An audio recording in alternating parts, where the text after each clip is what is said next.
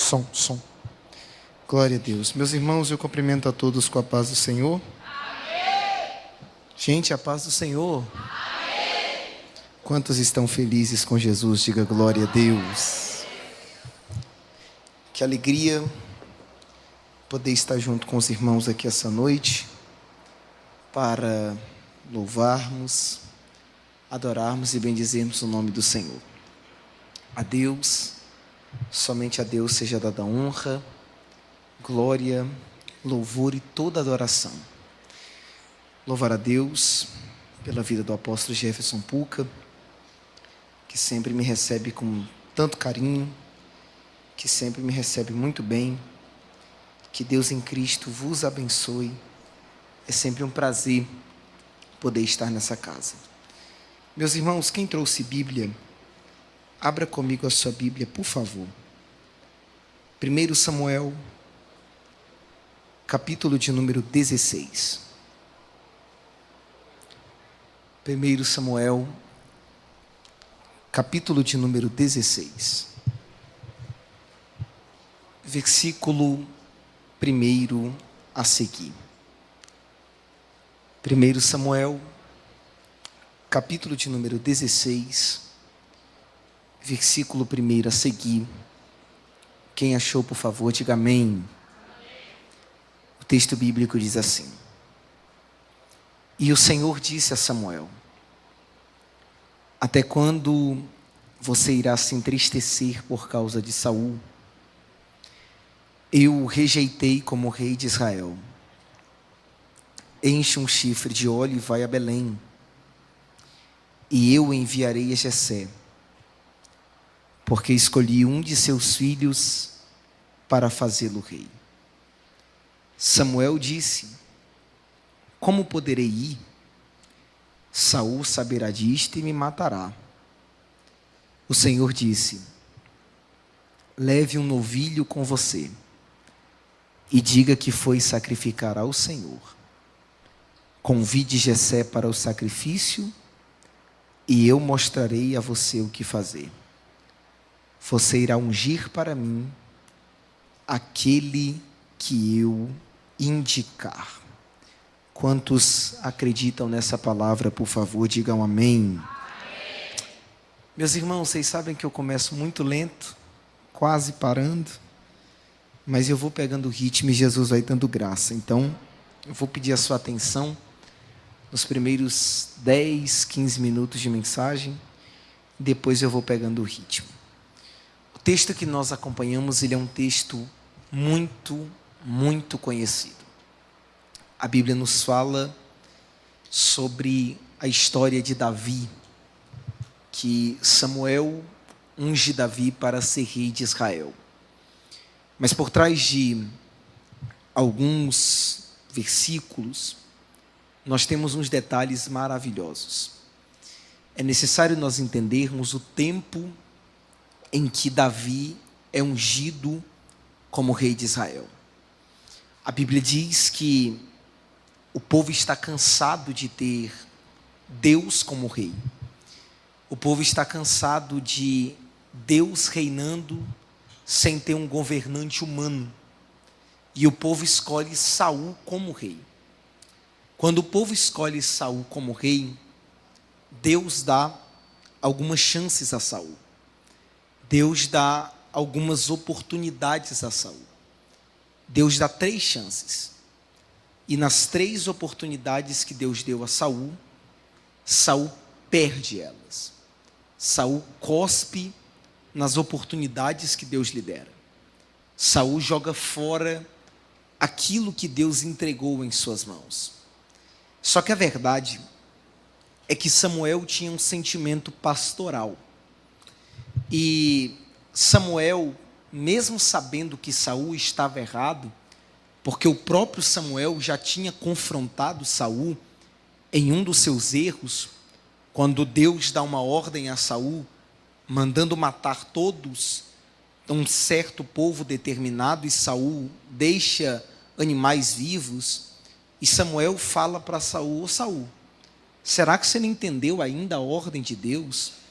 Você trouxe animais vivos para quê? Saul diz: eu trouxe para sacrificar. Samuel diz: mas você não entende que é melhor obedecer do que sacrificar, porque para Deus a obediência é melhor do que o sacrifício. Mas Samuel, mesmo confrontando Saul, ele ainda tinha um sentimento pastoral.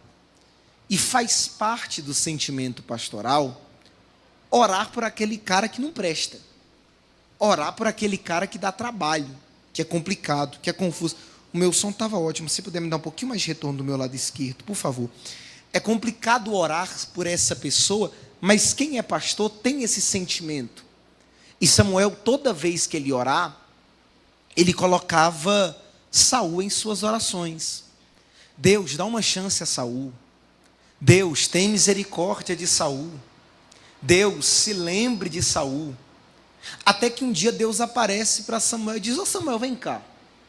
Até quando você terá dó de Saul? Até quando você terá compaixão de Saul, sendo que eu já rejeitei Saul? Samuel diz: mas Senhor, tenha compaixão. Deus diz: não.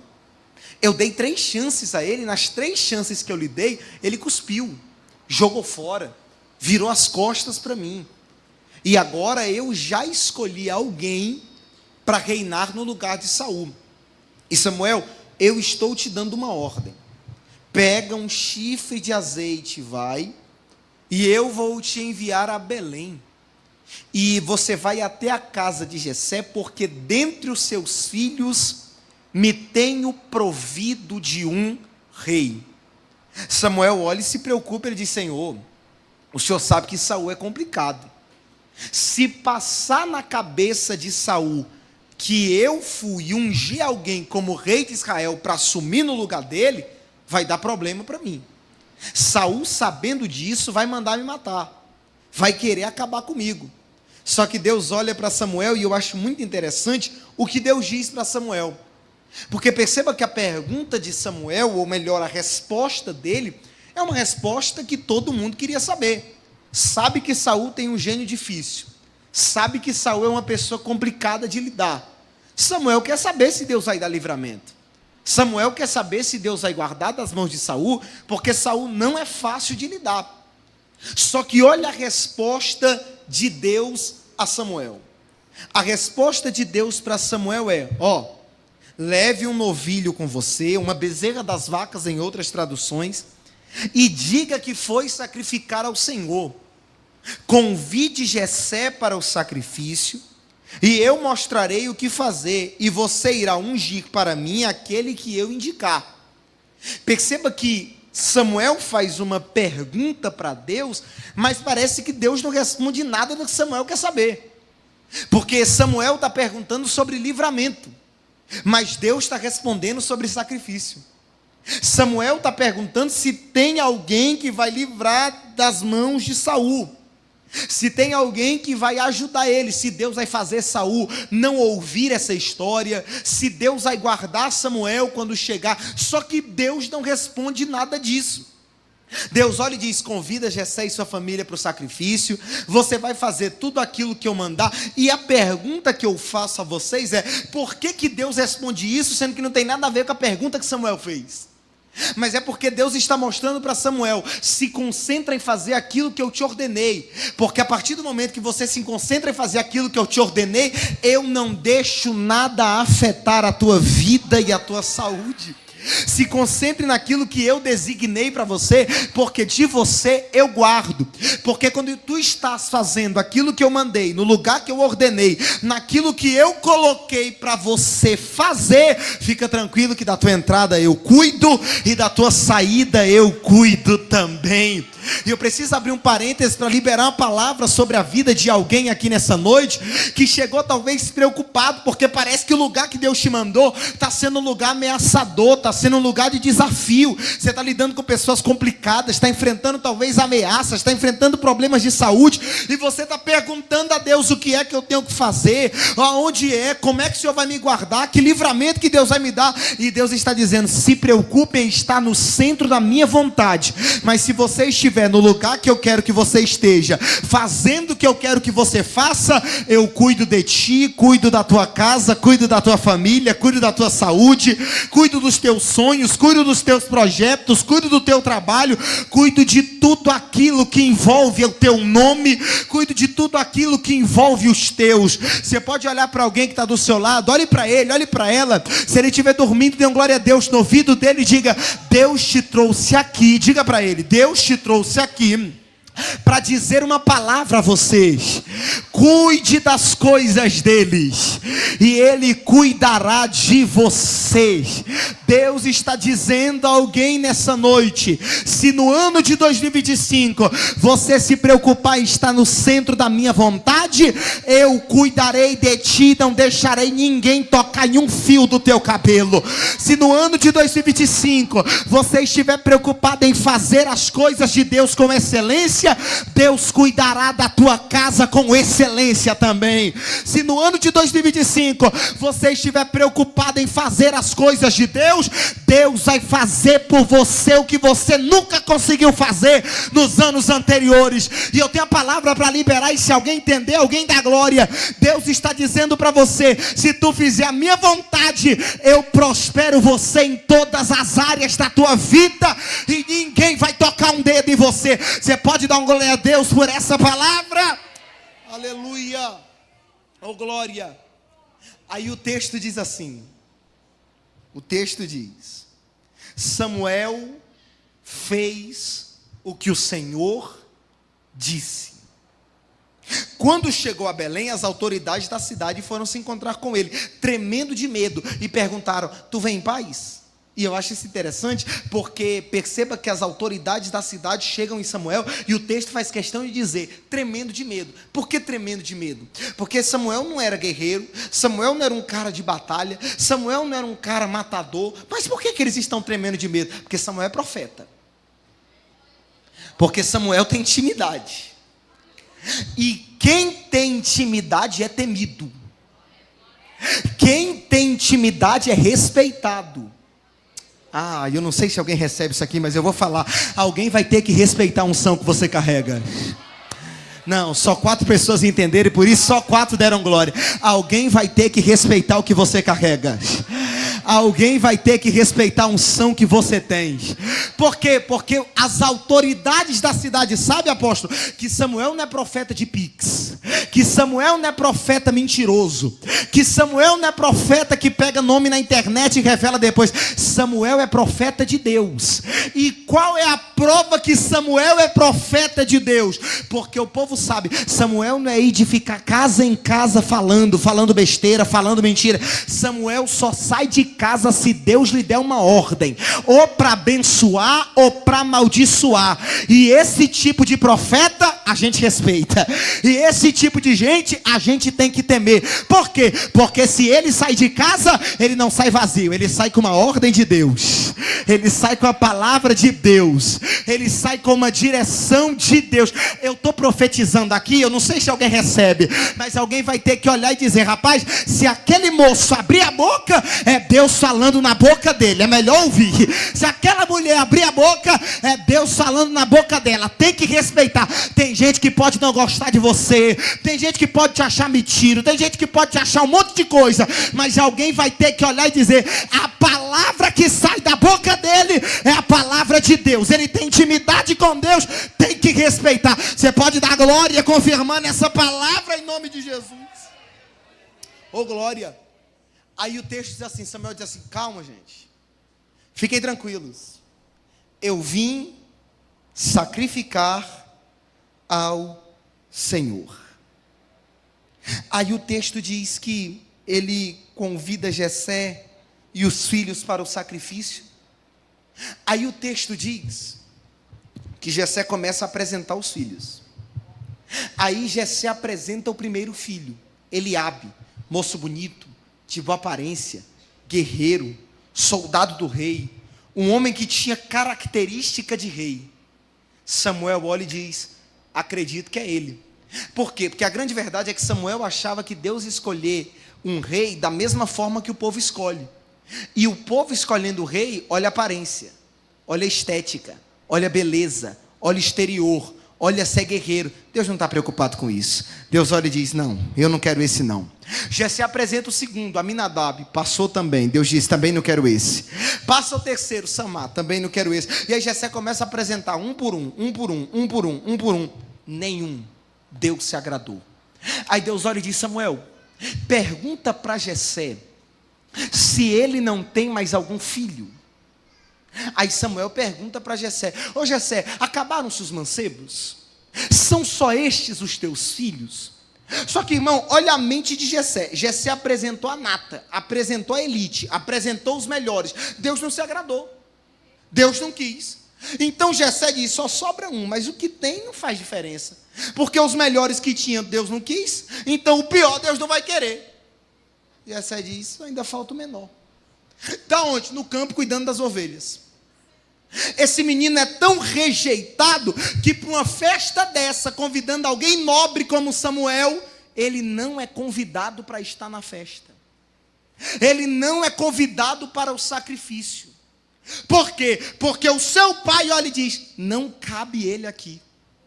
Não cabe ele nessa festa.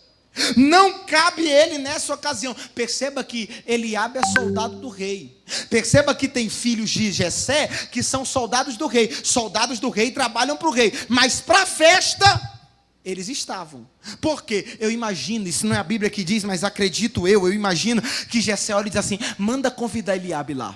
Manda convidar Aminadab. Manda convidar Samar. Manda convidar todo mundo. Por quê? Porque é uma ocasião diferente. E eu imagino os mensageiros indo, chamando um, chamando o outro. Mas quando chega na vez de Davi, eu imagino eles perguntando, e Jessé, a gente chama Davi? E Jessé diz, não. Esse não precisa. Esse não é necessário. Mas aquilo que a terra não conhece, o céu já sabe quem é. Ah, se esse glória a Deus melhorasse, eu vou falar de novo. Aquilo que a terra não conhece, o céu já sabe quem é. Jessé olha e diz, não precisa chamar Davi. Mas Deus dá uma ordem para Samuel dizendo, manda chamar, porque aquele que eu tenho um negócio diferente. E quem eu tenho negócio diferente, o homem tira o nome dele da lista, mas eu vou lá e coloco. O homem não chama ele para festa, mas eu vou lá e chamo. O homem não coloca o nome dele, mas eu coloco. Eu não sei se alguém recebe, mas eu preciso profetizar. Alguém vai ter que se lembrar do teu nome. Eu sinto Deus aqui nessa noite. O ambiente é profético e eu preciso liberar essa palavra. Alguém vai ter que se lembrar de você. Eu estou pregando para alguém aqui nessa noite que tem gente que olhou para o teu nome e viu na lista e disse, esse aqui não, chama outro. Essa daqui não, tem outras melhores. Esse aqui não, tem outros mais capacitados. Esse aqui a gente chama em outra oportunidade. E eu jogar teu nome de lado, e eu tirar o teu nome da lista. Mas essa noite Deus está dizendo, eu me agradei de você. E quem tirou teu nome da lista vai ter que colocar de novo. Quem te afastou da mesa vai ter que te trazer de novo. Por quê? Porque quando eu tenho algo na vida de alguém, eu apresento ele, eu apresento ela. Você pode adorar a Deus aqui nesta noite. Dá uma olhadinha para quem está do teu lado e diz assim, alguém vai ter que se lembrar do teu nome. Diz aí para eles. Irmão, desse jeito aí nem você acreditou. Diz com graça, diga, alguém vai ter que se lembrar do teu nome. Alguém vai ter que se lembrar do que você faz. Alguém vai ter que olhar e dizer, rapaz, isso aqui eu não sei fazer não, mas tem um homem lá que eu sei que faz. Rapaz, isso aqui eu não sei fazer não, mas tem uma mulher lá da igreja Sem Paredes que ela faz, e ela faz com excelência, e ela faz com muito bem. Alguém vai ter que se lembrar de você. E quando isso acontecer, entenda, não foi o homem que te chamou, foi Deus que deu a ordem dizendo, coloca meu filho na mesa. Por quê? Porque eu me agradei dele. Oh, glória a Deus. Aleluia. Aí o texto diz que Samuel diz assim, manda chamar, porque nós não sentamos à mesa enquanto ele não chegar.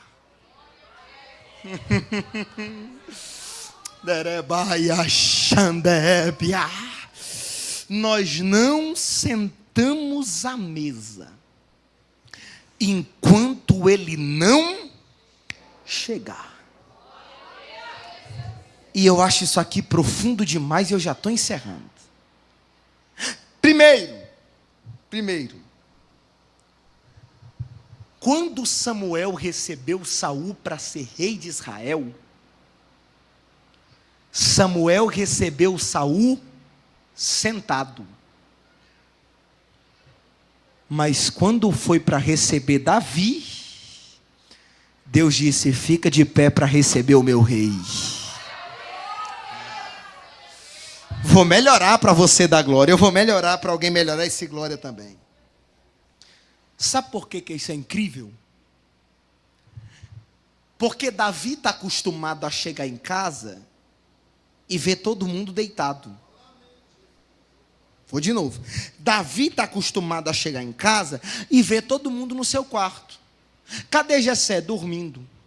Cadê meus irmãos? Dormindo. Porque primeiro, para pastorear, para ser pastor de ovelhas, tinha que sair muito cedo. Então Davi saía antes do sol nascer. Estava todo mundo dormindo. Para ser pastor de ovelhas, Davi tinha que chegar muito tarde em casa. Então quando Davi chegava, os seus pais e sua família também já estava dormindo. Jessé só olhava para Davi 2 vezes por semana. Então o normal era Davi chegar e tá todo mundo deitado. Vamos imaginar se fosse no contexto de hoje. Davi chegava em casa, passava pela sala vazia. Passava pela cozinha vazia, e aí eu imagino ele abrindo o micro-ondas, abrindo as panelas, e o que tinha era o resto da comida que sobrou da família. Cozinha vazia. Estava acostumado a jantar sozinho, a tomar café da manhã sozinho. Estava acostumado a fazer tudo sozinho. Só que naquele dia, quando Davi abre a porta de casa, quando Davi abre a porta de casa, tá toda a família dele. Não, e o melhor, não tá sentada, tá toda a família de pé. E a refeição? Só come quando ele chegar. E o que a gente faz? Fica esperando eles. Mas enquanto ele chegar, ninguém come. Mas eu tô com fome. Mas enquanto Davi não chegar, ninguém vai comer. Ai, eu não sei se alguém entende o que eu estou falando. Mas na terra da tua vergonha haverá dupla honra. Essa noite Deus manda eu liberar para alguém. Na terra da tua aflição, na terra do teu sofrimento, será o mesmo lugar que Deus vai te honrar. Quem não estava acostumado a ficar na mesa te esperando, vai ter que te esperar de pé dizendo: Deus fez algo na vida dele. Alguém vai ter que olhar e dizer: eu não vou muito com a tua cara, mas quer saber? Uma coisa eu não posso negar: Deus é contigo, moça. Deus é contigo, moço. Glória. Davi não era guardado na festa, mas quando chegou, todo mundo estava de pé para receber ele. Davi não foi convidado para festas, mas quando ele chegou, estava todo mundo pronto para recebê-lo. Por quê? Porque Davi sabe de uma coisa: não sou convidado, então se eu não sou convidado, eu não preciso forçar a porta que não é para mim entrar. Por quê, pastor? Porque convidado não tem preço, mas oferecido não tem valor. Vou falar de novo. Convidado não tem preço e oferecido não tem valor. Eu imagino que de 2 coisas uma aconteceu. Primeiro, ou o convite nem chegou até Davi, ou melhor, o assunto nem chegou em Davi, ou então até chegou, porque quando se tem um profeta na terra, se torna motivo de alvoroço. Quando se tem uma celebridade na terra, se torna algo conhecido. Só que Davi entende: se eu não fui convidado, eu não vou me oferecer. Ainda que seja com a minha família, não fui convidado, eu não vou forçar a porta. E o que eu faço se eu não fui convidado? A mesma coisa que eu faço todos os dias: cuidando de ovelhas, livrando elas de ursos, livrando elas de leões. Se uma se ferir, eu saro. Se uma for para longe, eu chamo para perto. Vou fazer o meu trabalho como mais um dia normal. Por quê? Porque o extraordinário de Deus acontece em dias normais. Eu encerro dizendo para você: Deus se agradou de Davi pela excelência com que ele fazia as coisas normais. Deus foi com a cara de Davi por vários motivos, mas um deles era a excelência em fazer as coisas normais. Davi se sacrificava para cuidar de ovelhas, mas estava lá cuidando com todo carinho. Davi se sacrificava, perdia dias com a família, mas estava lá fazendo com excelência. Mas quem faz coisas normais com excelência, um dia Deus separa para viver coisas anormais. Que Deus em Cristo vos abençoe. Eu agradeço a oportunidade em nome de Jesus.